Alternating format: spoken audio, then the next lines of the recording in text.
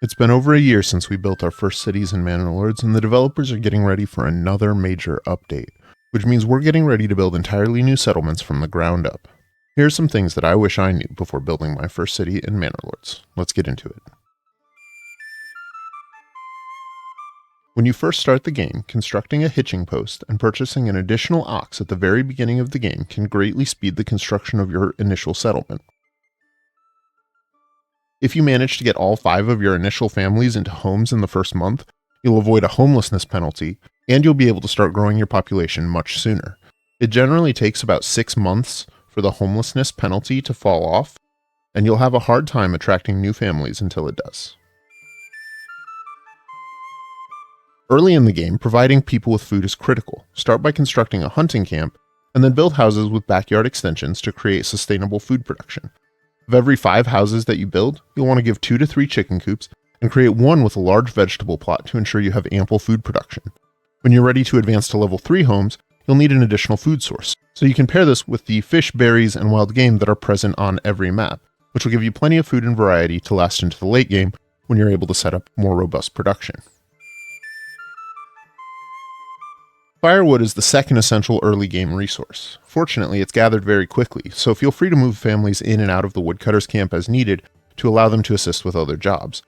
If you build your woodcutter's camp right next to some trees, then a woodcutter can supply a year of firewood to a settlement of 10 to 15 families in just 1 or 2 months of work, and so the rest of the time they can be assigned to other tasks. They make great seasonal workers for things like fishing or foraging. Foresters are critical to the long-term survival of your town. Build your first forester's hut and assign a family around population 10, and then a second family between 15 and 20 as you're able. 2 foresters should be enough to provide for almost any size town, but you'll want to give them a custom work area that's as large as possible to make sure that there are enough new trees growing to provide the lumber and firewood your town is going to need. You will want to keep your loggers and woodcutters away from your berry bushes, as they will destroy them if they harvest wood too close to them. You can prevent this by building a farm field around the berry bushes. Make sure you leave the field fallow so that farm workers don't work there, and it'll prevent woodcutters or loggers from destroying the bushes. You can use hunting camps to force wild game to migrate to a new location, and then delete the hunting camp before it's built. If you don't like the new location, you can repeat this as much as you like until you get the game node wherever you want it. This is especially helpful at the beginning of the game if the wild game is far from your initial settlement location.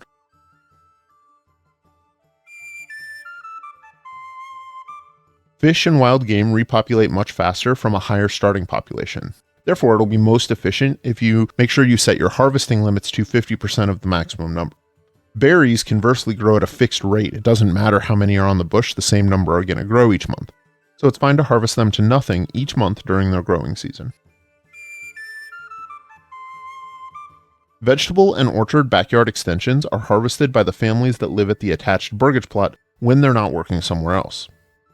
Setting up large plots for these extensions can give you a ton of food, but you need to make sure that the people that are living there have jobs that will allow them to harvest. Now, vegetables can be harvested anytime in spring, summer, or fall, so they're good for farm jobs which do most of their work just in the fall. They have fully half a year that they are free to work the patches and are able to harvest.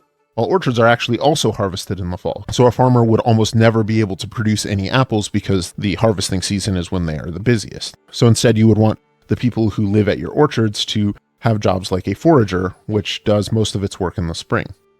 You could also use a job like a gravedigger at either a church or a corpse pit, or something like a beekeeper at an apiary. You can also simply keep the people in these plots unemployed, although that can be a little trickier to manage. Conversely, you'll want to avoid jobs that have constant work, like foresters, traders, or storehouse and granary workers. Farms should only be built in regions with high fertility, as the return on the investment for workers and land elsewhere is too low. You can check the fertility tab in the construction menu by selecting the fertility overlay. Emmer fertility applies to wheat, and then barley and flax fertility are self-explanatory. In general, though, a fertile region will be good for all 3 crops, and a non-fertile region won't be good for any of them. Now, regions dedicated to farming should also invest heavily in the farming-related development points, particularly in the heavy plow and bakeries points. The irrigation point is also critical in higher difficulties to protect against droughts. Sheep breeding is probably the single strongest development point in the game and can provide a region with food, clothing, and a wealth of industry all on its own. It does take a significant investment in either time or wealth to get going, however, so it's best reserved for places that lack either the fertility for farming or other specialized resource types. Mining development points should only be taken in places that have rich mining resources, either clay, salt, or iron. Rich stone does not benefit from deep mining. Regions with rich salt deposits are also good candidates for hunting and shepherding talents, as salt can double the food yield of meat sources when it's combined at a butcher shop to create sausage. This provides both additional food and additional variety. In the Restoring the Peace scenario, whenever you engage the AI ruler in battle, he'll recruit any available mercenaries to fight on his side. However, if you recruit them before the battle begins, they'll fight for you instead. This makes these engagements much easier. If allowed by game rules, bandit camps can spawn in any unclaimed region. Defeating the bandits and clearing the camp can award a significant amount of influence and gold, so when playing against the AI ruler, it may be prudent to leave a region unclaimed to allow these camps to be farmed. This can give you enough influence to claim the rest of the map as well as to push into the opposing ruler's territory, and the gold from these camps can actually fund mercenaries to continue farming new camps as they spawn. You can rename a region from the default to help keep track of what each part of the map is doing.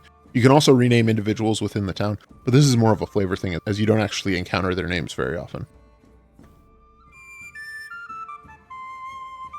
Placing trading posts near the off-map trade point can make trade happen much more quickly.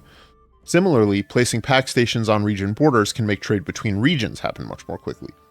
Conversely, if you want to limit how quickly resources are flowing between regions, you can place the pack stations far from their destination, and it'll take a lot longer for each load of goods to move back and forth.